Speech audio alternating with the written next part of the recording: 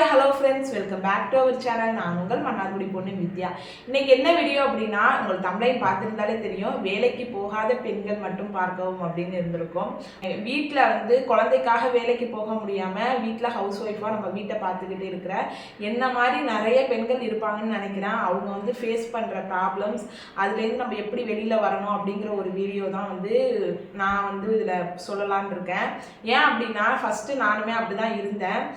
இன்ஸ்டாகிராமை open பண்ணாலே பெண்கள் இண்டிபெண்ட்டாக இருக்கணும், ஒரு 10 ரூபா காசாக இருந்தாலும் நீங்கள் உங்கள் கையால் சம்பாதிக்கணும், அப்போ தான் உங்களுக்கு பிடிச்சதை நீங்கள் பண்ணிக்க முடியும், செஞ்சுக்க முடியும் அப்படின்னு அந்த வீடியோஸ் பார்த்தோம், ரீல்ஸ் பார்த்தோம், ஸ்க்ரோல் பண்ண நம்ம எப்படி ஃபீல் பண்ணுவோம் அப்படின்னா, ரொம்ப கில்ட்டாக ஃபீல் பண்ணுவோம். ஐயோ, நம்ம ஹஸ்பண்ட் இவ்வளவு கஷ்டப்படுறாங்க, அவங்களுக்கு நம்மளால் ஹெல்ப் பண்ண முடியலையே, அதுக்கப்புறம் நம்ம ஒரு பேர்டன் மாதிரி இருக்கிறோம் போல் அப்படிலாம் நமக்கு யோசிக்க வைக்குது.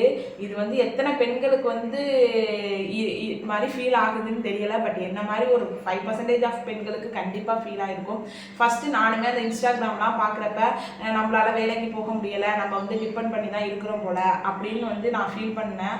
அதுக்கப்புறம் நான் இப்போ வெளியில் போன இடங்கள், அதில் நடக்கிற விஷயங்கள்லாம் பார்த்துட்டு, நம்ம பிள்ளைய நம்மளை தவிர வேறு யாராலையும் பார்த்துக்க முடியாது, நம்ம குழந்தைக்காக தானே நம்ம வீட்டில் இருக்கிறோம் வேலை பார்க்காம அப்படின்னு சொல்லிட்டு நானே என்னை சமாதானப்படுத்திக்கிட்டேன். என்ன மாதிரியே நிறைய பேர் இருப்பீங்க, அவங்களுக்கு கண்டிப்பாக இந்த வீடியோ யூஸ்ஃபுல்லாக இருக்கும். இப்போ வாங்க வீடியோக்குள்ளே போகலாம். இன்ஸ்டாகிராமில் இண்டிபெண்ட்டாக இருங்க, பெண்கள் இண்டிபெண்ட்டாக இருங்க அப்படின்னு சொல்கிறாங்க. பட் நான் பெண்களோ ஆண்களோங்க யாருமே இந்த உலகத்தில் இண்டிபெண்ட்டாக இருக்க முடியாதுங்க. இப்போ நிறைய பேர் வேலைக்கு போகிறாங்க, சம்பளம் வாங்குறாங்க, நிறைய காசு பணம் கையில் வச்சுருக்காங்க பெண்கள் அப்படின்னா அவங்க இண்டிபெண்ட்னு நினச்சிக்கிட்டு இருக்காங்க. ரொம்பவே அது ஒரு தப்பான செயல் இல்லை, தப்பான ஒரு நினைப்பு அப்படின்னு தான் நான் சொல்லுவேன். ஏன் அப்படின்னா, நீங்கள் வேலைக்கு போகிறீங்க, சம்பளம் வாங்குறீங்க அப்படின்னா நீங்கள் உங்கள் குழந்தைய பார்த்துக்கிறதுக்கு கண்டிப்பாக ஒருத்தவங்கள நீங்கள் டிபெண்ட் பண்ணி தான் இருக்கணும். அது உங்கள் அம்மாவோ, உங்கள் மாமியாரோ, இல்லை வீட்டில் வேலை பார்க்குறவங்களோ யாரையோ ஒருத்தவங்களை டிபெண்ட் பண்ணி இருந்தால் தான் நீங்கள் ஃப்ரீயாக வேலைக்கு போக முடியும். அதே மாதிரி தான் வீட்டில் இருக்க நம்மளும் நம்ம பிள்ளைய யாரையுமே டிபெண்ட் பண்ணாமல் இண்டிபெண்ட்டாக நம்மளால் வளர்க்க முடியுது. அவங்களுக்கு ஹெல்த்தியான சாப்பாடு செஞ்சு கொடுக்க முடியுது, ஹெல்த்தியான ஸ்நாக்ஸ் செஞ்சு கொடுக்க முடியுது. அந்த மாதிரி நம்ம யாரையுமே அந்த பிள்ளைய வளர்க்குறோம், வீட்டு வேலையை பார்த்துக்கிறோம், வீட்டில் எல்லாருக்கும் நல்லபடியாக சாப்பாடு செஞ்சு போடுறோம் அப்படிங்கிறத நம்ம யாரையுமே டிபெண்ட் பண்ண வேண்டியதில்லை. அதனால இந்த டிபெண்ட் அப்படிங்கிற ஒரு வேர்டு நம்மளை எந்த அளவுக்கு கஷ்டப்படுத்துங்கிறது எனக்கு தெரியும், பெண்களுக்கு தெரியும். அது வீட்டில் வேலைக்கு போக முடியாமல் குழந்தைங்க பார்த்துக்கிற பெண்களுக்கு தெரியும். வெளியில் போய் வேலைக்கு போய் சம்பாதிக்கிறவங்க மட்டும்தான் பெண்கள் இண்டிபெண்ட் கிடையாது.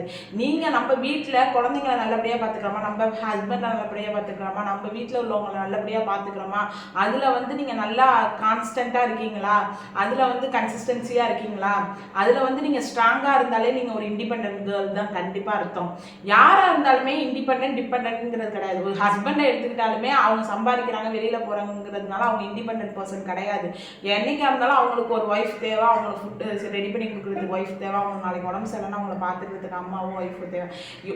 இந்த உலகத்தில் இருக்கிற எல்லாருமே ஒரு டிபெண்ட் பர்சன் தான் நான் சொல்லுவேன். ஏன்னா ஒருத்தவங்களுக்கு ஏதோ ஒரு விஷயத்துக்காக தேவை தான். இப்போ நம்ம வெளியில் வேலைக்கு போகிறோம் அப்படின்னா அந்த வீட்டில் அவங்க அம்மாவோ மாமியாரோ பார்த்துக்கிறாங்க அந்த குழந்தைய அப்படின்னா அவங்களால நம்ம பார்த்துக்கிற அளவுக்கு 100% பார்த்துக்க முடியாதுங்க, அடித்து சொல்லுவேன். ஏன் அப்படின்னா அவங்களுக்கு வயசானவங்க, அவங்களுக்கு என்ன பார்த்துக்க முடியுமோ அதை தான் பார்த்துக்க முடியும்.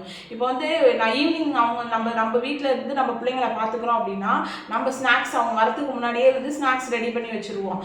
இதே கிராண்ட் பேரண்ட்ஸ் இருக்க வீட்டில் எல்லா நாளுமே அவங்களால ஸ்கூல்லேருந்து வர பிள்ளைங்களுக்கு ஸ்நாக்ஸ் செஞ்சு வைக்க முடியாது. ஏன்னா அவங்களோட வயசு அது பேர் என்ன. நானே இங்கே உள்ள உங்களை பார்க்குறேன், சென்னையில் இருக்கேன்.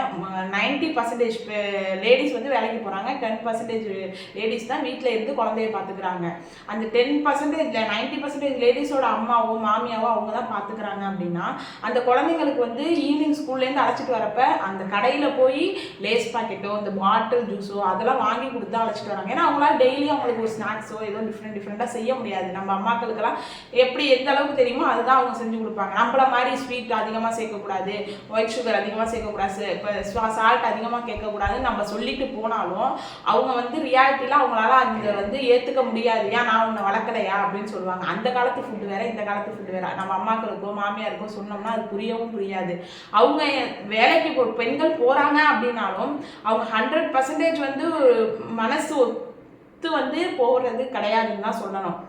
நிறைய நம்ம இன்ஸ்டாகிராமில் ரீல்ஸில் யூடியூப்பில் ரீல்ஸில் பார்க்குறோம்.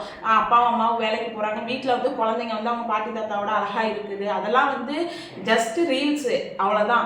உள்ளே போய் பார்த்தா தான் தெரியும் அந்த குழந்தைக்கும் அந்த அம்மாவுக்கும் உள்ள இடையில உள்ள அந்த அந்த உறவுங்கிறது. அந்த குழந்தை வந்து அவங்க பாட்டி தாத்தாவை எந்த அளவுக்கு விரும்புமோ அந்த அளவுக்கு கூட அவங்க அம்மாவை விரும்பாது அப்படின்னு தான் கண்டிப்பாக சொல்லணும். ஃபார் எக்ஸாம்பிளுக்கு நான் வந்து பார்க்குக்கு தம்பி அழைச்சிட்டு போவேன். அதில் நான் மட்டும்தான் வந்து தம்பியை நான் அம்மாவா நான் அழைச்சிட்டு போவோம். மற்ற எல்லாருமே பாட்டி தாத்தா தான். பார்க்குக்கு அழைச்சிட்டு வந்து விளையாட வைப்பாங்க. அப்போ வந்து வீக்கெண்டு சாட்டர்டே வந்து அவங்க அம்மா வந்து அந்த பையனை எப்பயுமே அவங்க தாத்தா தான் அழைச்சிட்டு வருவாங்க. அவங்க அம்மா வந்து சாட்டர்டே அழைச்சிட்டு வந்துட்டாங்க. அவன் வந்ததுலேருந்து சுத்தமாக விளையாடவே இல்லை. ஏன்னு கேட்டால் தாத்தா தானே எப்பயுமே வருவாங்க, நீ ஏன் வந்த அப்படின்னு சொல்லிட்டு ஒரே அழுகுறான். அவங்க அம்மாவுக்கு ஒரு மாதிரி கஷ்டமாக போயிடுச்சு. ஏன் காரணம் என்ன அப்படின்னா, எல்லா நாளுமே அவங்க அம்மா தாத்தா தான் வருவாங்க, இன்னைக்கு மட்டும் நீ ஏன் வர? அவனுக்கு அது வந்து அன்கம்ஃபர்டபுளாக இருக்கு போல. அம்மாவும் அதை சொல்கிறாங்க. அவங்க தாத்தா வந்தாங்கன்னா கடையில் அழைச்சிட்டு போய் லேஸ் மீன்கெல்லாம் வாங்கி கொடுப்பாங்க, நானா வாங்கி கொடுக்க மாட்டேன்னா, அதனால அவங்களுக்கு அது பிடிக்கல அப்படின்னு. குழந்தைங்களுக்கான அந்த அந்த அம்மாவுக்கும் பையனுக்கும் உள்ள உறவு, சின்ன சின்ன விஷயங்கள் நம்ம பிள்ளைங்க வந்து சின்ன சின்ன விஷயங்கள் பண்ணுறது பேசுறது அதெல்லாமே வந்து நமக்கு அதை வந்து அவங்க அந்த அம்மாக்கள் வந்து அனுபவிக்க முடியாது.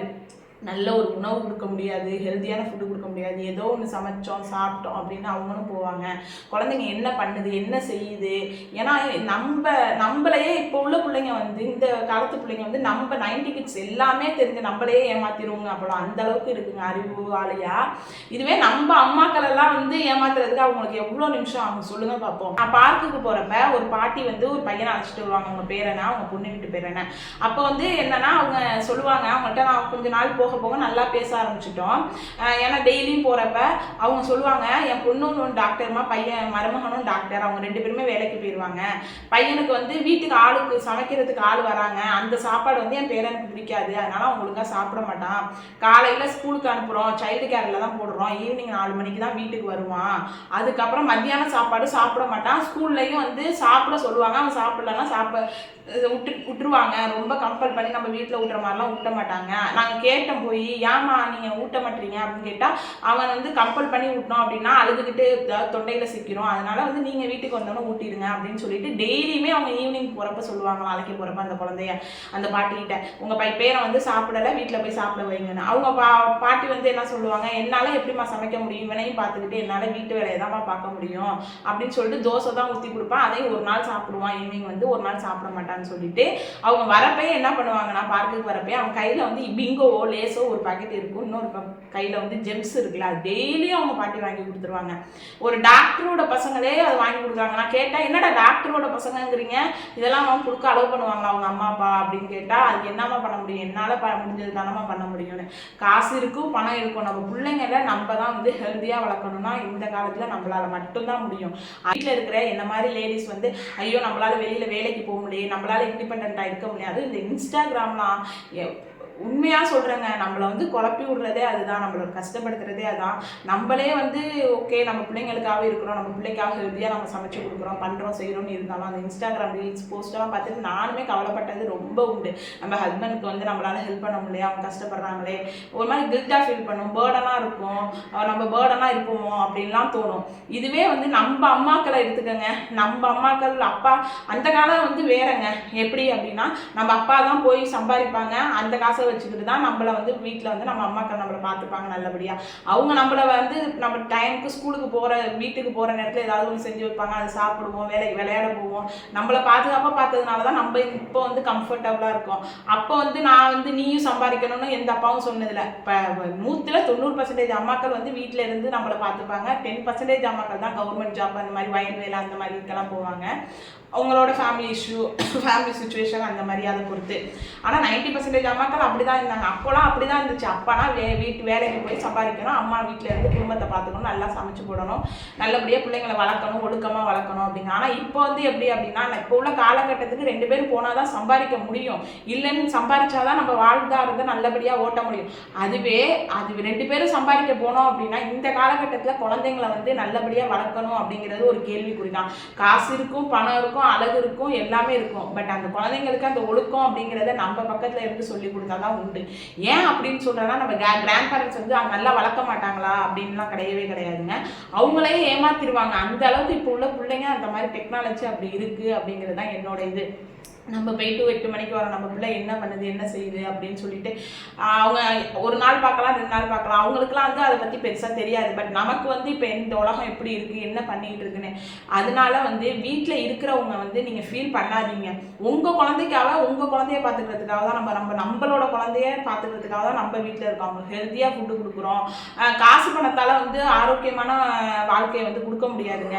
ஒருத்தவங்க சம்பாதிக்கிறாங்களா அப்படின்னா இப்போ 2 பேர் சம்பாதிச்சு அவங்க தடப்படலாம் செலவு பண்ணுவாங்க, வேண்டாம் அப்படிங்கிற விஷயத்துக்கு அதிகமாக செலவு பண்ணுவாங்க. பட் நம்ம என்ன பண்ணுவோம், ஒருத்தவங்க சம்பாதிக்கிறத அதுலேயே குடும்பத்தையும் பார்த்துப்போம், கடன் இருக்கா ஏதாவது ஒன்று சேவ் பண்ணணுமா அதையும் பண்ணிக்கிட்டு தான் இருக்கிறோம். அது மாதிரி வந்து தேவையான பொருள் எது அப்படிங்கிறத மட்டும்தான் நம்ம வாங்குவோம், தேவையில்லாததை வாங்க மாட்டோம். அந்த மாதிரி தான் இப்போலாம் வந்து 2 பேர் சம்பாதிக்கிறாங்க அப்படின்னா உரிச்ச வெங்காயம் கூட ஆன்லைனில் இருக்குது, போட்டால் 10 நிமிஷத்தில் வருது. அந்த மாதிரி ஆரோக்கியம் இல்லாத உணவை வாங்கி தான் சாப்பிட்டுக்கிட்டு இருக்காங்க 2 பேர் சம்பாதிக்கிறாங்க. ஏன்னா அவங்களுக்கு வெங்காயம் உரிக்கிறதுக்கு டைம் இல்லை. பட் நம்ம அப்படி கிடையாது. நம்ம வீட்டில் உள்ளவங்களுக்கும் நம்ம பிள்ளைங்களுக்கும் நம்மளே வெங்காயம் வச்சு சட்னி அரைச்சி கொடுக்குறோம். அதனால நம்மளோட ஆரோக்கியமான வாழ்க்கையை பார்க்கணும், நம்ம குழந்தைங்களோட ஆரோக்கியமான வாழ்க்கையை பார்க்கணும். போகிற காலகட்டத்தில் வந்து எல்லா உணவுலையுமே கலப்படம் தான். நம்ம பார்த்து நம்ம குழந்தைங்களுக்கும் நம்ம வீட்டில் உள்ளவங்க செஞ்சு கொடுத்தா ஏதோ ஓரளவுக்கு நம்ம வந்து ஒரு 50-60 வயசு வரைக்கும் நல்லா இருக்க முடியும் அப்படின்னு இப்போலாம் அப்படி தான் இருக்குது. அதனால நீங்கள் வந்து ரொம்ப கில்ட்டாக ஃபீல் பண்ணாதீங்க. நம்ம ஃபேமிலிக்காக நம்ம இருக்கிறோம்.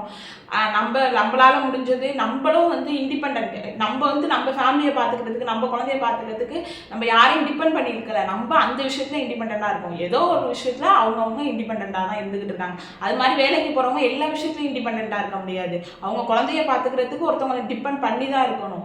அதனால் நீங்கள் அது என்ன இந்த வீடியோலேருந்து நான் சொல்கிறேன் அப்படின்னா, நம்ம வந்து வீட்டில் இருக்க நம்மளுக்கு வந்து நம்ம வீட்டிலே இருக்கிறோம், எந்த வேலைக்கும் போகல, நம்மளால சம்பாதிக்க முடியலை அப்படிலாம் கில்ட்டாக ஃபீல் பண்ணாதீங்க.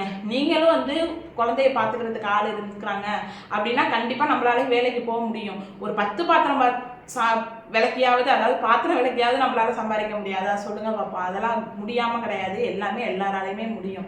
பட் கால சூழ்நிலையால் தான் நம்ம இருக்கிறோம். அதனால ஒருத்தவங்க சம்பாதிச்சாலும் அதை எப்படி சேவ் பண்ணணும், சிக்கனப்படுத்தணும் அப்படிங்கிறத நம்ம பார்த்தோம் அப்படின்னா கண்டிப்பாக நம்மளும் முன்னேறி வரலாம்.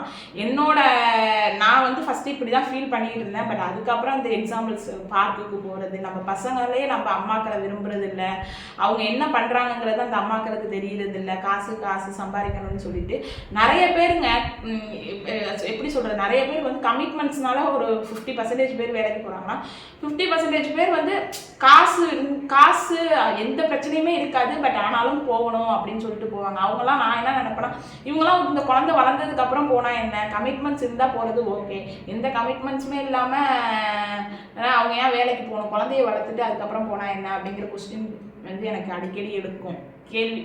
கேள்வி என்கிட்டே கேட்டுப்பேன். பட் அவங்களோட இது போகிறாங்க அப்படின்ட்டு விட்டுருவேனா. அது மாதிரி தான் நான் ஃபஸ்ட்டெல்லாம் ஃபீல் பண்ணிட்டு இருந்தேன். பட் இப்போ அந்த ஃபீலிங் எனக்கு கொஞ்சம் கூட இல்லை. நம்ம குழந்தைய நம்ம தான் பார்த்துக்கணும். நம்ம குழந்தை நம்ம மேலே பாசமாக இருக்கிறது அதை விட பெரிய காசு பணம் என்ன வந்துடும் அப்படின்னு தான் நான் ஃபீல் பண்ணுவேன். என்ன மாதிரி நீங்களும் இருந்தீங்க அப்படின்னா தயவுசெய்து மாற்றிக்கங்க. அந்த இன்ஸ்டாகிராம் ரீல்ஸில் வர்றது எல்லாமே வந்து ஃபேக்கு. அந்த ஒரு நிமிஷம் அவங்க காட்டுறது எல்லாமே போய் அதுக்கு பின்னாடி எவ்வளோ கஷ்டங்கள் இருக்குன்னு அவங்களுக்கும் தெரியும். அதனால் தயவுசெய்து வந்து நீங்கள் வந்து இதனால யாரும் கில்ட் ஆகாதீங்க, ஃபீல் பண்ணாதீங்க. வீட்டில் ஒருத்தவங்க சம்பாதிச்சாலும் அதை எப்படி சேவ் பண்ணலாம், என்ன பண்ணலாம், சிக்கனமாக எப்படி பண்ணலாம் அப்படின்னு சொல்லிட்டு யோசிங்க. உங்கள் வீட்டில் இருந்தே சின்ன விஷயம் வேலைகள் பண்ண முடியும் அப்படிங்கிறது நிறைய பண்ணலாம், நிறைய பேர் பண்ணிட்டு இருக்காங்க. அந்த மாதிரி நீங்கள் வேணா பண்ணுங்க. நமக்கு 100 ரூபா 200 ரூபா வந்தாலுமே நம்மளோட அந்த காசை வச்சுக்கிட்டு நம்ம பிள்ளைங்களுக்கு ஏதாவது ஸ்நாக்ஸ் வாங்கி கொடுக்கலாம், ஏதோ நம்ம சேவ் பண்ணி வச்சுக்கலாம், அந்த மாதிரி ஏதாவது பண்ணலாம். இல்லை எதுவுமே பண்ண முடியாது அப்படின்னா ஒன்றுமே பிரச்சனை இல்லை. சம்பாதிக்கிறது புருஷனோட வேலை அப்படின்னா அதை பங்குடு பண்ணுறது தான் பொண்டாட்டியோட வேலை அந்த காலத்தில் சொல்லுவாங்க. புருஷன் வந்து சம்பாதிச்சுட்டு வந்துடுவாங்க, அதை வந்து என்ன பண்ணணும் என்ன செய்யணும் அப்படிங்கிறது தான் பொண்டாட்டியோட வேலை. அதனால வந்து நீங்கள் வந்து எதுக்குமே ஃபீல் பண்ணாதீங்க. வீட்டில் இருக்கிறவங்களும் நம்மளும் வந்து இண்டிபெண்ட் தான். நம்ம குழந்தைய வளர்க்குறதுல நம்ம வந்து யாரையும் நம்பி இல்லை, இண்டிபெண்ட்டாக தான் இருக்கோம் அப்படிங்கிறத என்றைக்குமே நம்ம மனசில் வச்சுக்கலாம். இதுக்கப்புறம் அடுத்தடுத்த வீடியோவில் நம்ம வீட்டில் இருக்க லேடிஸ்க்கு எந்த மாதிரி டாபிக்ஸ் பற்றி ஏதாவது பேசலாமா அப்படின்னு சொல்லிட்டு நீங்கள் வீடியோ கமெண்ட்டில் சொல்லுங்கள். இந்த மாதிரி இந்த டாபிக்ஸை பற்றி பேசுங்க அப்படின்னு சொல்லிட்டு கண்டிப்பாக அடுத்த வீடியோவில் அதை பற்றி பேசலாம். ஓகே ஃப்ரெண்ட்ஸ், இந்த வீடியோ உங்களுக்கு பிடிச்சிருக்குன்னு நினைக்கிறேன். பிடிச்சிருந்தா லைக் பண்ணுங்கள், ஷேர் பண்ணுங்கள், சப்ஸ்கிரைப் பண்ணுங்கள். தேங்க்யூ ஃபார் வாட்சிங். பாய்.